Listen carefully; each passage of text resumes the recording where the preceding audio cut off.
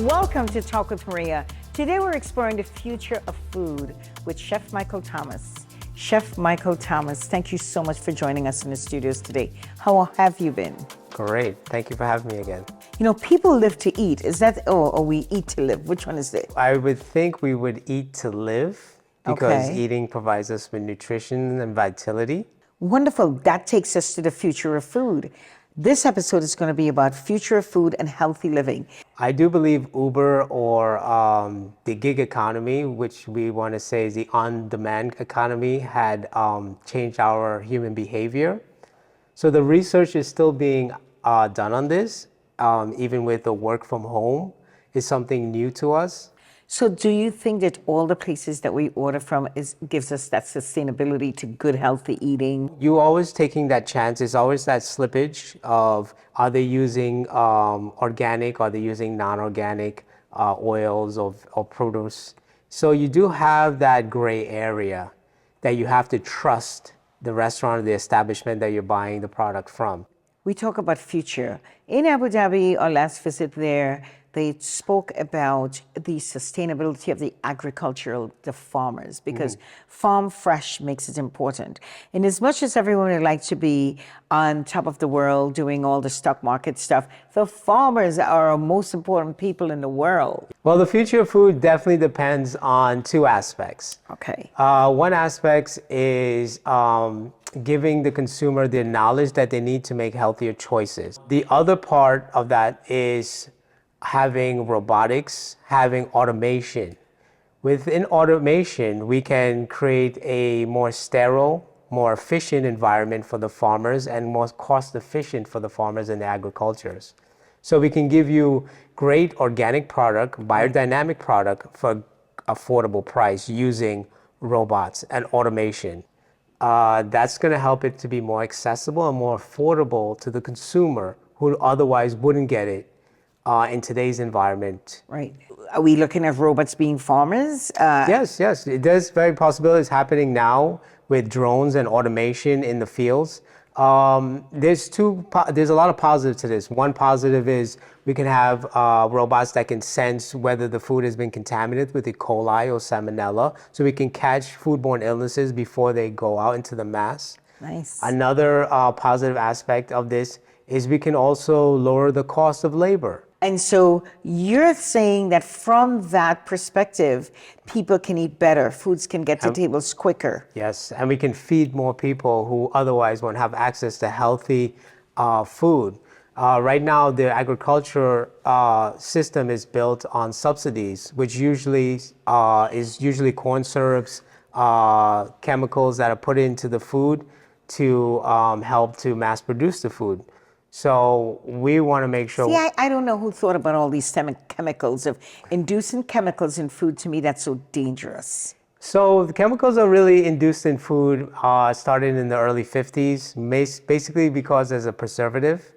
Now, most of the products that are being sold in the age of the television, food became more of a marketing. So in terms of Kellogg's, the cereal battles between Kellogg's and the other companies, they had to market their food better.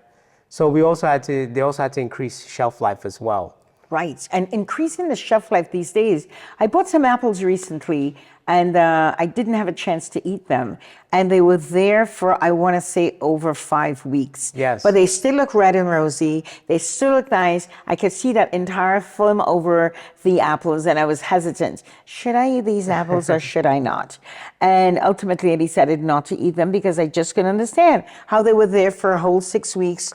Unblemished, but still I can see the wax. So that's a on great them. point you bring up. That point will have to be done with genetically modified organisms.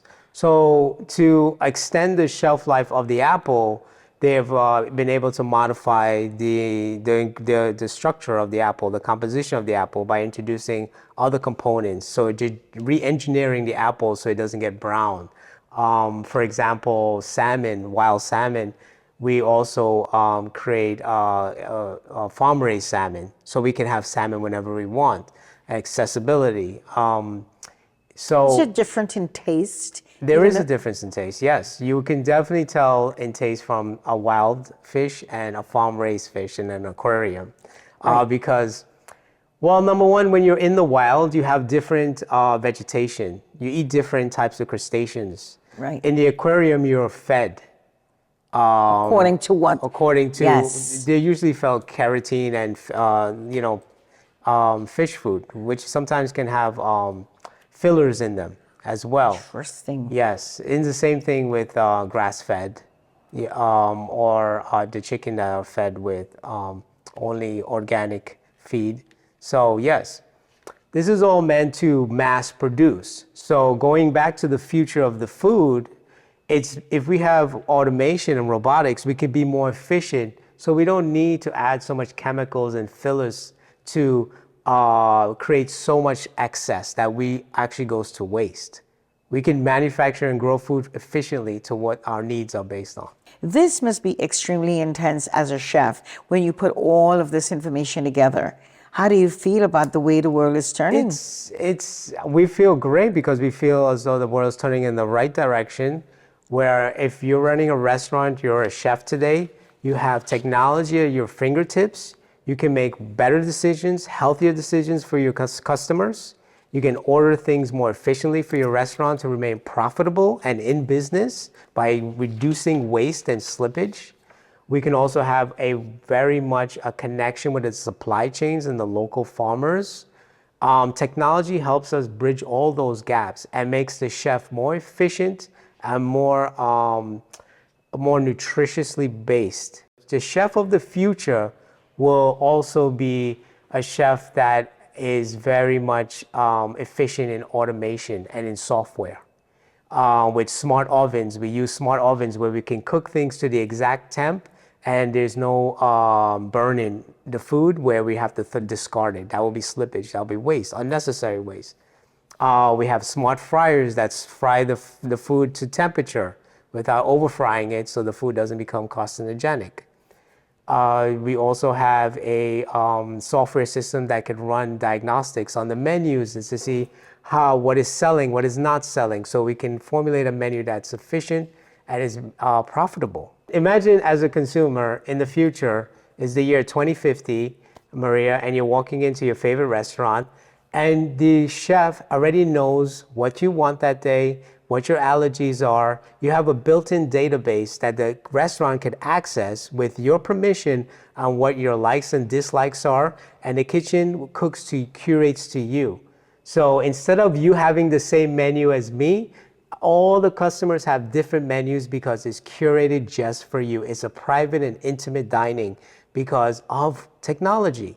I think you should makes open a all this restaurant, important. and that should be the topic. I'm coming. That sounds like I'm on the moon. Created to me.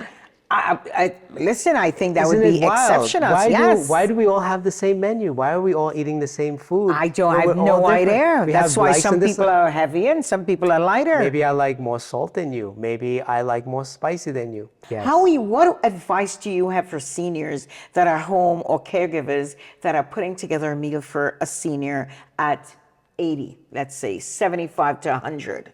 Always go through the meal plan, the care Right. package, of course. Check for any ailments or modified diets that they may need. And then also, after you've established the parameters of what they can and cannot have, then ask them to talk about themselves, make a connection. Because food is also about making a connection with someone. So if they have an As you experience. say, let's have dinner because it's a nice connection. Yeah. But now you're having dinner with a nice senior, they're sitting home, they may not be feeling well, and you want to just make them feel happy. Have a connection with your caregiver and Yes. your client. Set the table beautifully. You know, pick a dandelion outside. You don't have to be 100 roses. It could be one color. Go out, just make it happen. Make it happen. Talk about their childhood. Have them bring up memories that meant something to them. I remember when my mother brought me cupcakes when I was 7. Yeah. I never forgot those cupcakes. They were so delicious. And they had sprinkles on them. Yes, yes. Just the future of food and agriculture, automation, and I think that would free us up to enjoy the experience of eating again. And I think that is that would be the final outcome, is for us to really have an experience and eat again and really be in the moment. I can't wait to sit in your restaurant. Thank you. It's been an honor having you. I want to thank you so much for coming on our show. We look forward to doing a few more episodes with you. Thank you. The joy of speaking with you and the education that you bring to our population, to our community, is priceless. Thank you. you, Chef Michael, Thank so you for much having for me. coming. Yes. Thank you. It's a pleasure. Yes.